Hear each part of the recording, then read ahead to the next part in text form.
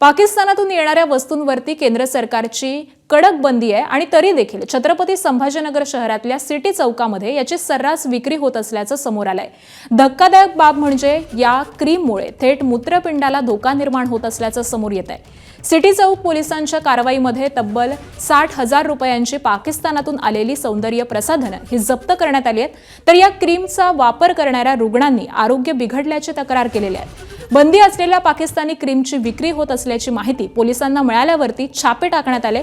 Shahganj, घाममंडी, city centre mall या परिसरामध्ये 3 दुकानांवरती एकाच वेळी कारवाई करण्यात आली आहे। तर हायलाइट कनेक्शन, ओम ट्रेडर्स आणि फलक इम्पोरियम या दुकानांमध्ये मल्लिका, गोल्डन पर्ल, नूर हर्बल, चांदणी अशी अनेक क्रीम्स, साबण, सिरम हे जप्त करण्यात आलेत।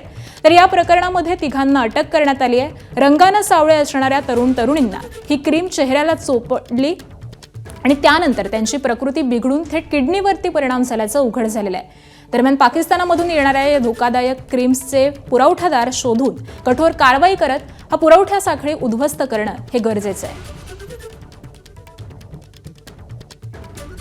आणि दरम्यान या संदर्भामध्ये पीडित व्यक्तीने नेमकी काय प्रतिक्रिया दिली आहे तीही पाहूयात। 7-8 महिने मी ही क्रीम लावली, मी आणि माझ्या भावाने, आणि सडनली मग आमच्या दोन्ही किडन्या खराब झाल्या। माझ्याही दोन्ही किडन्या खराब झाल्या होत्या आणि माझ्या भावाच्याही दोन्ही किडन्या खराब झाल्या होत्या। 2 वर्ष ट्रीटमेंट केल्याच्या नंतर आम्हाला कळालं की याचं जे कॉज आहे ती गोरी होण्याची क्रीम आहे। जेव्हा हे कळालं तर अक्षरशः आमच्या पायाखालून जमीन सरकली होती। 1,000 रुपयाला ती नाईट क्रीम होती अगोदर, आणि वेगळ्या वेगळ्या नंबरच्या होत्या, 1 ते 9 पर्यंत नंबर असायचे, आणि मग स्किन टाईपच्या हिशोबाने ते लोक द्यायचे।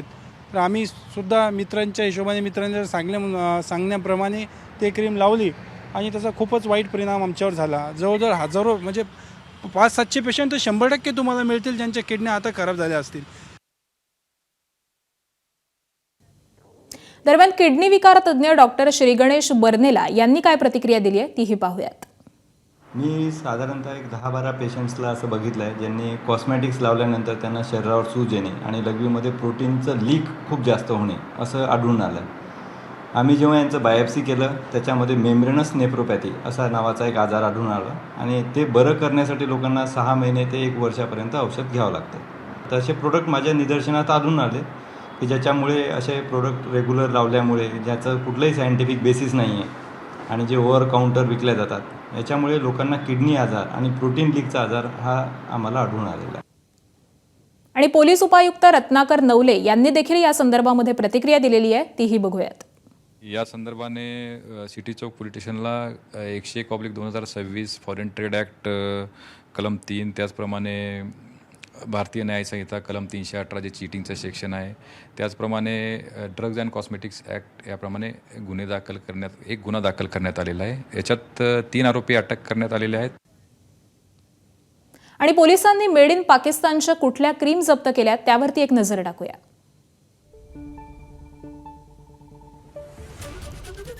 मल्लिका क्रीम, झलक क्रीम, गोरे क्रीम, त्याबरोबरच गोल्डन पर्ल क्रीम, चांदणी क्रीम, अजूबा क्रीम,